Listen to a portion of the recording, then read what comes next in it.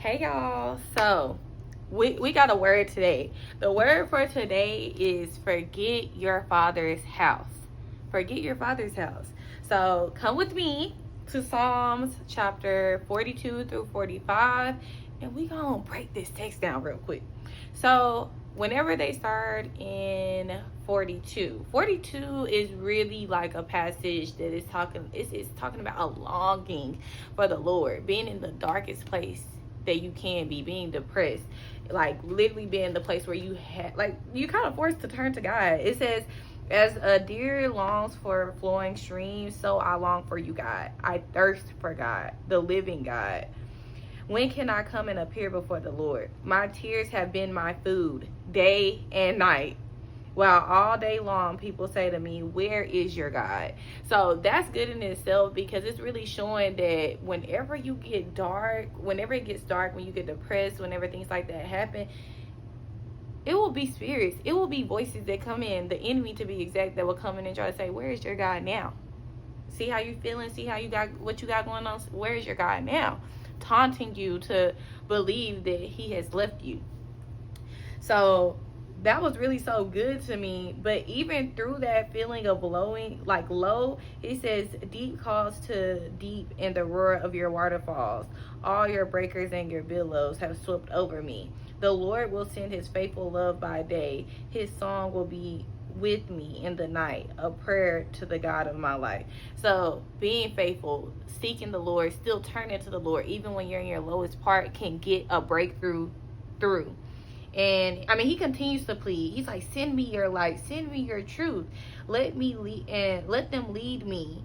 Let them bring me to your holy mountain, to your dwelling place. I will praise ye, my God. So then it goes on to chapter 44. Now this is really, really, really, really, really good, because now it's not even talking about just his own sorrow, but it starts talking about a corporate shame, a corporate sorrow that's happening to all the people. It talks about people really coming. He says, God, we have heard with our ears, our ancestors have told us the work you accomplished in their days and days long ago. In order to plant them, you displaced the nations by your hand. He's saying, I know what you done did. You got victories on your belt, like show up for us. But then it goes to say, but you have rejected and humiliated us. So it starts talking about not only what his personal sorrow was, but what a corporate sorrow was. And it talks about that. It says, you make us retreat from the foe, and those who hate us, you hand us over to be eaten like sheep. He says, my disgrace is before me all day long. He's engulfed in his sadness.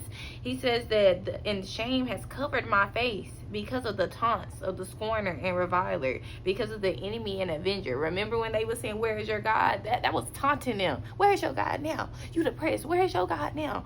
So he was really upset about this. And he's like, Lord, please. He said right here, if we had forgotten the name of God and spread out our hands to a foreign God, wouldn't God have found this out, since he knows the secrets of our hearts? So he's saying that I've been faithful.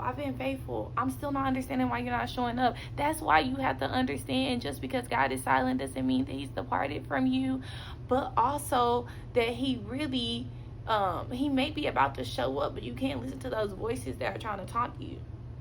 So it turns good quick. Mind you, that was in chapter 44. By chapter 45, it starts to talk about the royal wedding song. This is a song. And this was, mind you, all of these chapters were written by the son of Korah. Do you know what happened to Korah? Korah rejected and rebelled against Moses. The literal world opened up, swallowed Korah up. Korah swallowed up by the earth.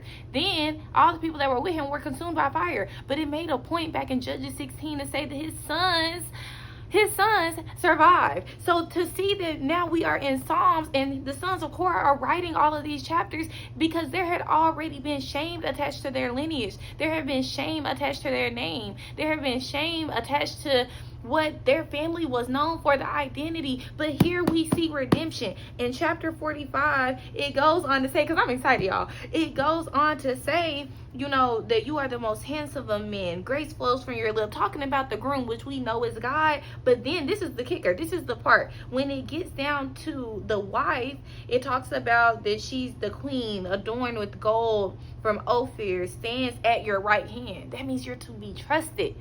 You stand at the right hand of God.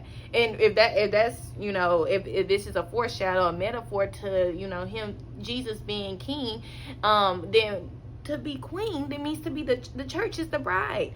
And to say that you stand at the right hand, you are to be trusted. But it says, listen, daughter, pay attention and consider. Forget your people and forget your father's house, and the king will desire your beauty. Bow down to him, for he is Lord. Forget the shame. Forget the things that were attached to your identity. Forget the things that are attached to your family's name, and he will desire your beauty. He will restore you. So this shows restoration. Even marriage in itself, it says you will be remembered. It says, I will cause your name to be remembered for all generations. Therefore, the people will praise you forever and ever. That means your grandpa and your grandma and your daddy and your mama, all the things that they did will not linger on you. You just keep chasing after the Lord. You keep leaning on the Lord. You keep putting your trust in him. And he will make your name be remembered forever and praised.